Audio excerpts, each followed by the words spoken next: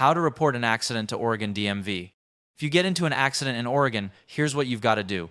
If there's more than $2,500 in damage, if someone's hurt, if a car gets towed, or if there's property damage over $2,500, you have to file a report with the DMV.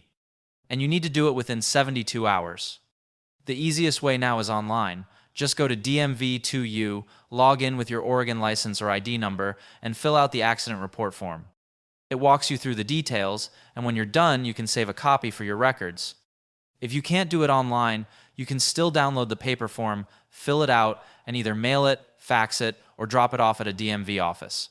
But either way, the responsibility is on you, not just the police. Even if the cops made a report, you still have to file your own with the DMV.